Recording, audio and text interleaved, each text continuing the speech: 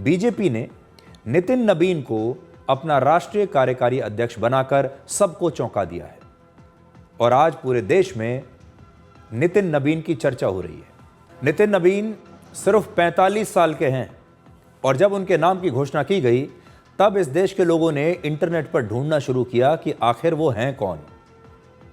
BJP के शीर्ष नेतृत्व को समझने में एक बार फिर से हमारे देश के बड़े बड़े राजनीतिक विश्लेषक, पत्रकार, बहुत सारे यूट्यूबर्स और बुद्धिजीवी पूरी तरीके से फेल हो गए।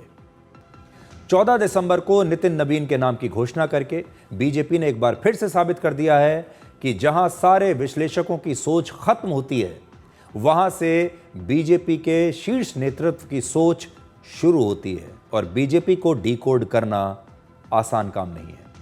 बीजेपी देश की दूसरी पार्टियों से अलग कैसे है, आप अगर इसे समझना चाहें तो इन तस्वीरों को देखिए। आज नितिन नबीन का दिल्ली के बीजेपी मुख्यालय में जबरदस्त स्वागत किया गया, जहां उन्होंने राष्ट्रीय कार्यकारी अध्यक्ष का कार्यभार संभाल लिया। जबरदस्त प्रकार से उनका स्वागत किया गया। नितिन नबीन के बीजेपी मुख्यालय पहुंचने से पहले ही इस देश के गृह मंत्री अमित शाह, बीजेपी के राष्ट्रीय अध्यक्ष जेपी नड्डा और कई सीनियर केंद्रीय मंत्री और सांसद बीजेपी के कार्यालय पहुंच चुके थे और ये सभी लोग पहले से आकर खड़े होकर नितिन नबीन का इंतजार कर रहे थे। करीब आधे घंटे के इंतजार के बाद जब नितिन नबीन पार्टी के मुख्यालय पहुंचे तो इन सभी मंत्रियों ने और सांसदों ने फूल मालाएं देकर, फूलों के गुलदस्ते देकर उनका स्वागत किया।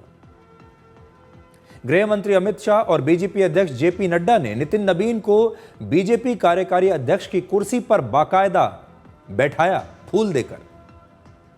और ये तस्वीरें बताती हैं कि बीजेपी में संगठन ही सर्वोपरि है और राष्ट्रीय कार्यकारी अध्यक्ष के सम्मान में पूरी पार्टी एक साथ खड़ी हुई नजर आई। चाहे कोई बड़ा नेता हो, चाहे कोई छोटा नेता हो, अगर नितिन नबीन अब कार्यकारी अध्यक्ष बन गए हैं बीजेपी के तो फिर सभी उनके सम्मान में खड़े हुए हैं। और ये एक बिल्कुल अलग तरीके की कल्चर है बीजेपी में जो बीजेपी को बाकी पार्टियों से अलग बनाती है।